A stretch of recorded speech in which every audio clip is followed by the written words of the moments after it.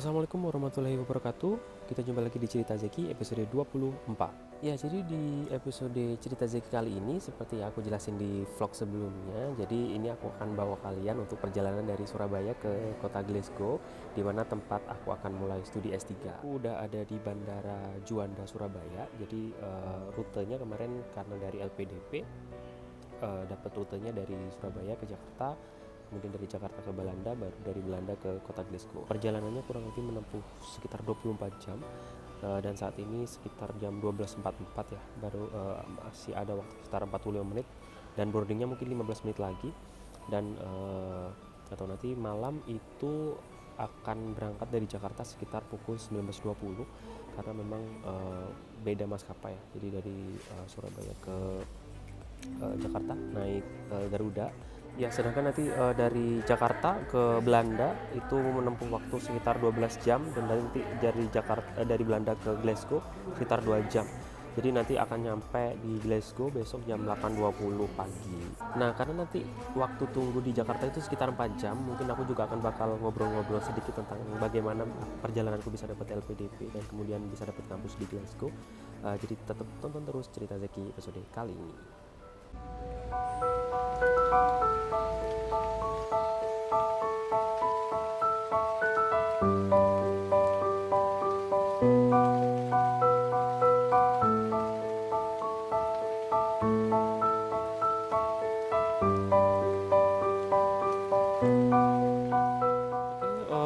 Udah sampai Jakarta, jadi ini harus transfer lagi, dan tadi ambil bagasi, dan ini mau check in dulu, dan cukup jauh ya karena Bandara Soekarno-Hatta ini gede banget, jadi ini butuh effort buat mindahin bagasinya.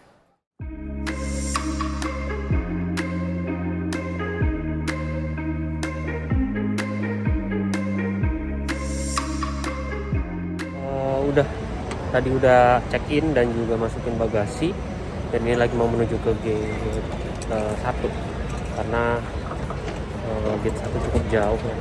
Jadi aku udah nyantai aja, masih ada sekitar 3 jaman sebelum nanti harus boarding. Nanti boardingnya jam 18.40. Ya, jadi tadi itu pegawai yang ngecek inin itu, yang mas-mas yang ngecek inin itu agak tanya gitu ya, agak sambat gitu, apakah memang karena banyak mahasiswa, jadi banyak banget bilangnya. Jadi tadi pas check in harus pakai LOG, ya letter of guarantee gitu, untuk memastikan kalau aku di sana memang sudah ada pembiayaan. Nggak tahu fungsinya untuk apa.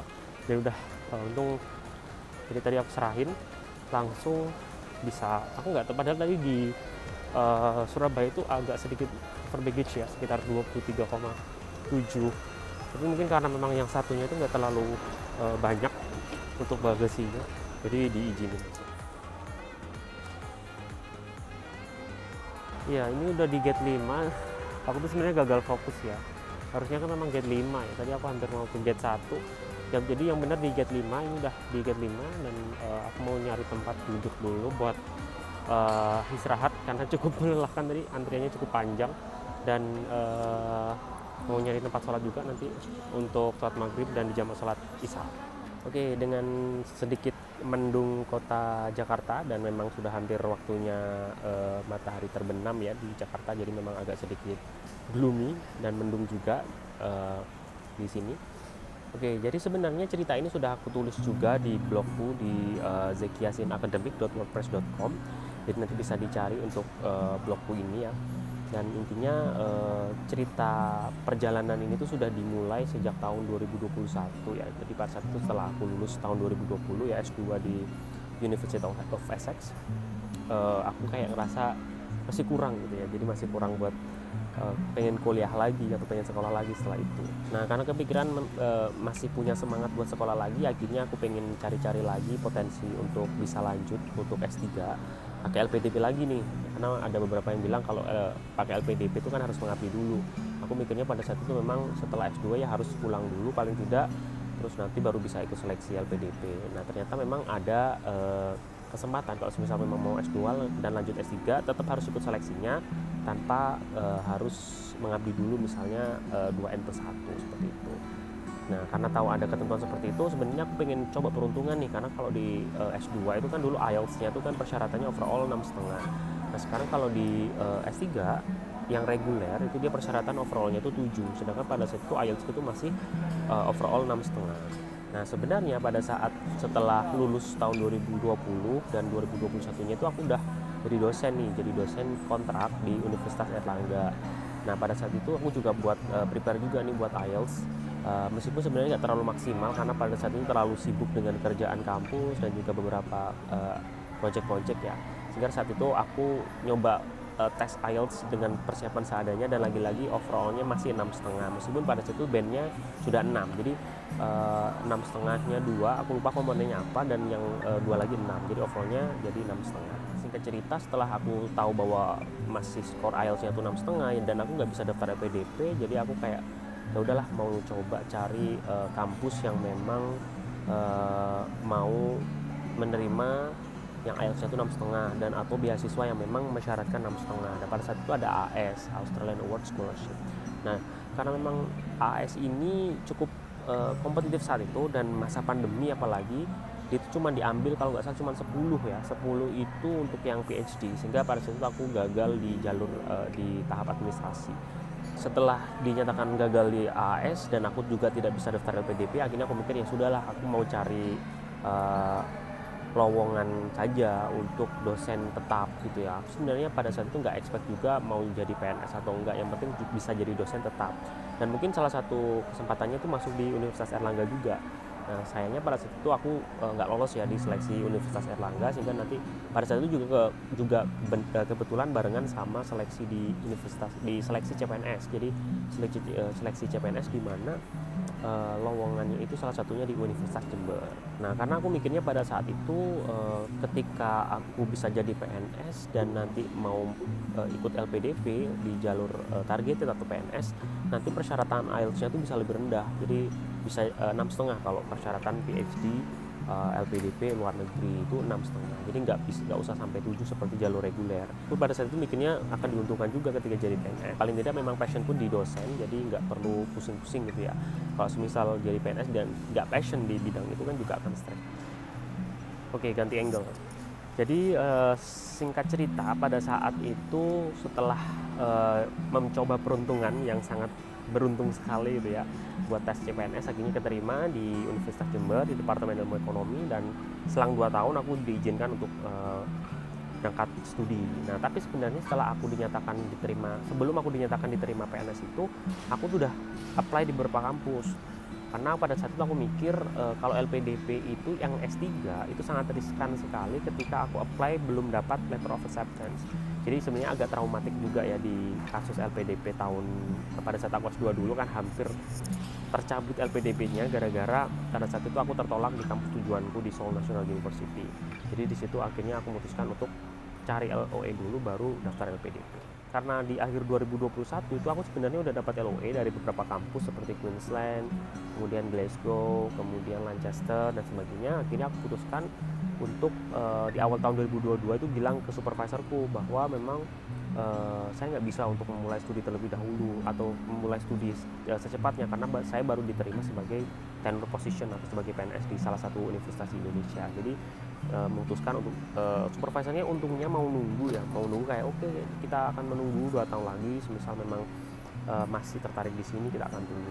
Proses mencari supervisor ini juga nggak gampang ya, karena yang pertama adalah kuncinya adalah aku harus mengidentifikasi dulu nih sebenarnya riset atau topik riset yang akan jadi disertasi, yang akan dibahas di disertasiku itu topiknya seperti apa. Jadi kalau bisa kita sudah punya gambaran gitu ya, proposal yang akan kita ajukan selama disertasi nanti. Jadi pada saat disertasi itu nanti kita sudah tahu. Nah, pada saat kita nanti meng-email ke calon supervisor potensial ini, nanti kita bisa menjelaskan bahwa saya tertarik di bidang ini, sehingga bisa punya gambaran gitu ya bahwa supervisornya itu tertarik atau tidak. Nah, saat itu sebenarnya aku juga udah menerima banyak penolakan, kemudian pengghostingan dari beberapa supervisor, dan cuman yang merespon itu hanya sekitar 3-4 profesor saja yang memang menyambut dengan baik, salah satunya di University of Queensland, kemudian di Glasgow dan juga Lancaster. Cuman memang pada saat aku cek di Lancaster itu tidak masuk dalam list LPDP ya. Jadi saat itu aku keluarkan dari list, dan pada saat itu hanya kandidatnya ada 2, Queensland atau di Glasgow. Dan kalau dilihat-lihat lagi pada saat aku berkorespondensi dengan supervisor dari Queensland, itu sebenarnya supervisornya itu cuman memberikan pernyataan bahwa dia bersedia untuk menjadi supervisor gitu ya, tapi dia tidak memberikan masukan sama sekali di proposal yang aku ajukan. Sedangkan pada saat aku di Glasgow, supervisor itu benar-benar memberikan masukan, kemudian ingin melakukan video call gitu ya untuk berdiskusi tentang topiknya dan sebagainya. Hingga di situ aku mikir bahwa sepertinya yang Glasgow ini lebih aware gitu ya, lebih perhatian terkait dengan proposalku dan juga portofolioku, sehingga aku putuskan untuk ke Glasgow. Pada saat di Glasgow ini juga sebenarnya agak challenging ya. Jadi challengingnya itu menurutku itu lebih ke persiapannya sangat mepet. Jadi aku baru bisa mendapatkan kepastian bahwa aku keterima LPDP itu bulan Juni 2024. Sedangkan pada saat itu pendaftarannya itu sekitar bulan Maret ya. Karena aku jalur LOE, jadi ketika sudah dinyatakan diterima di seleksi administrasi atau lolos tahap seleksi administrasi, aku bisa langsung ke tahap wawancara. Nah, setelah di tahap wawancara ini yang mungkin butuh persiapan juga. Dan lagi tahun 2024 ini merupakan tahun di mana banyak hal terjadi gitu ya. Di awal tahun aku sempat jalan-jalan juga ke Malaysia, Singapura.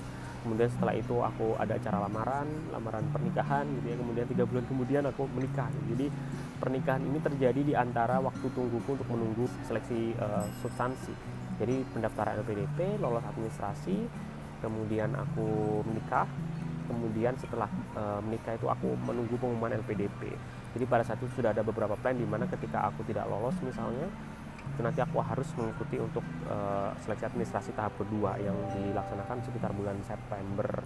Nah, akhirnya ya sudah putuskan bahwa bismillah, semoga rezeki pernikahan juga, dan ya alhamdulillah langsung diterima di tahap pertama. Bisa dikatakan kalau kemarin tuh aku nggak sempat overthinking tentang hasil LPDP, gara-gara memang aku lebih overthinking pada persiapan pernikahan gitu ya. Jadi memang banyak hal terjadi tahun ini, dan setelah pengumuman pada bulan Juni itu dan dinyatakan lolos itu juga banyak sekali hal yang harus aku urus, terutama terkait keperluan administrasi atau persyaratan administrasi ketika aku memang harus studi, karena memang kalau PNS itu memiliki persyaratan yang lebih banyak ya ketimbang yang non PNS, sehingga aku harus melakukan perizinan di Setnek atau Sekretariat Negara, kemudian harus ke Menpan RB dan Kementerian Pendidikan. Jadi di situ banyak sekali berkas yang harus aku siapkan.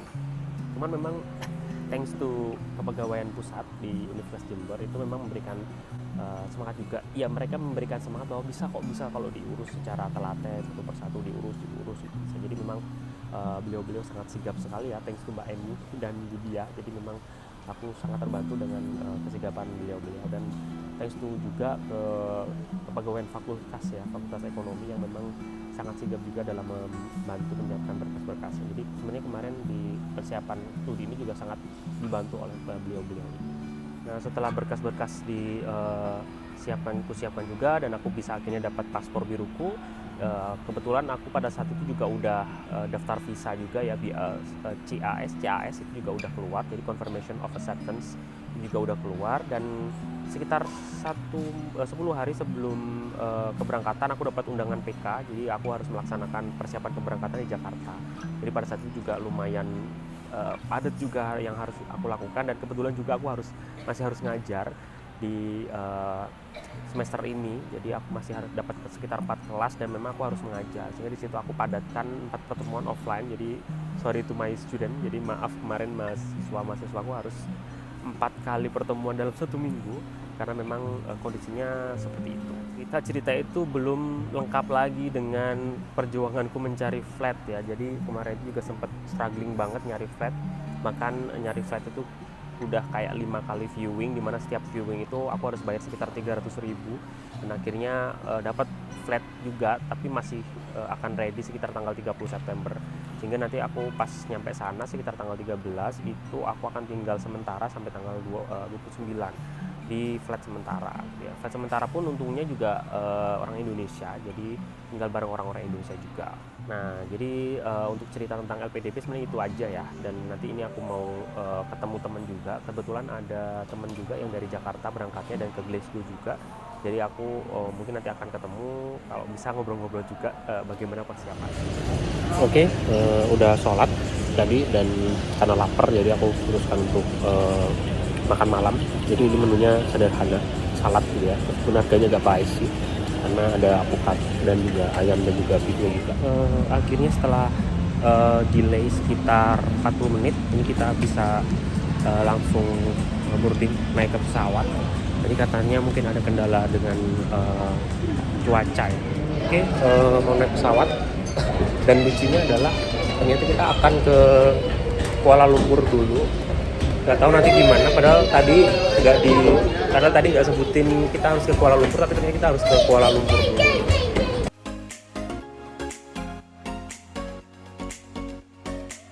Oke, sudah di pesawat, semoga perjalanan lancar.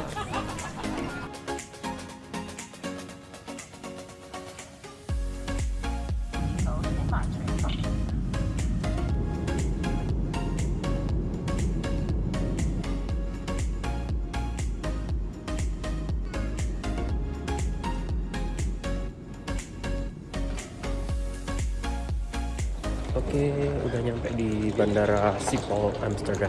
Jadi nanti kita akan transit sekitar 1 jam 50 menit ya, tanpa harus ngambil bagasi. Jadi cukup dingin di sini. Ini sih harusnya dinginnya karena memang dingin ya, jadi nggak ada air conditionernya. Jadi nanti aku mau nunggu dulu 1 jam 20 menit. Semoga lancar sampai Glasgow. Jadi setelah tadi 12 jam tidur bangun makan gitu ya, dan tadi turbulensinya sebenarnya nggak terlalu parah juga, jadi nggak separah pada saat perjalanan dari Jakarta ke Malaysia tadi ya. Jadi tadi kerasa banget turbulensinya, tapi tadi memang cukup lancar alhamdulillah. Dan kita masih nyari untuk gate-nya yang untuk perjalanan ke Glasgow. Nanti berangkat sekitar jam berapa? 17 ya, dan sejam ke Glasgow.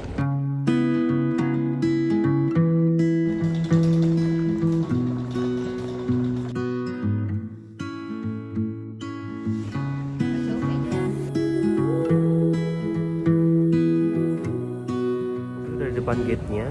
Nah, tadi di pemeriksaan scan-nya tadi agak bermasalah ya, nggak tahu kenapa akhirnya agak lama. Terus akhirnya ini udah di gate D23 buat nunggu pesawat ke Glasgow.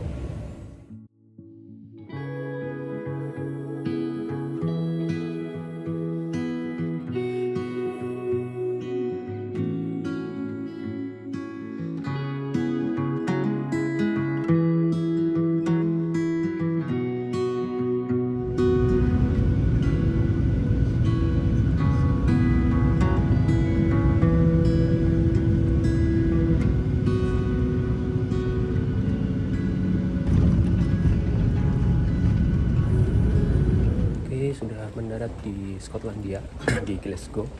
Jadi suhu di luar tadi aku lihat 6 derajat ya. Jadi sudah udah pakai jaket tebal. Maka ini untuk imigrasinya lancar.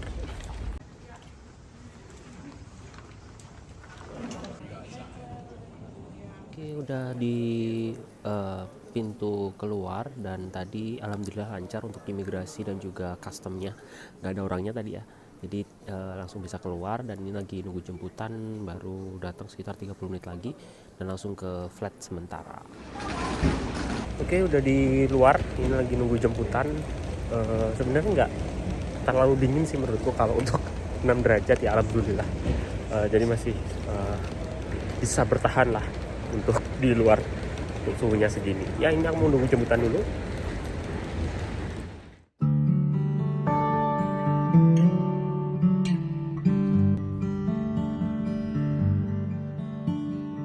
Oke guys, akhirnya udah nyampe di flat sementara ya. Jadi konsepnya terbatas ya, yang penting bisa udah ada tempat tinggal sementara untuk 2 minggu depan. Jadi untuk perjalanan cerita Zeki episode kali ini aku akhiri ya. Terima kasih udah mengikuti dari perjalanan dari Surabaya kemarin, dan nanti akan ada lebih banyak episode menarik lagi di cerita Zeki. Jadi tunggu terus cerita Zeki episode selanjutnya. Sekian, wassalamualaikum warahmatullahi wabarakatuh.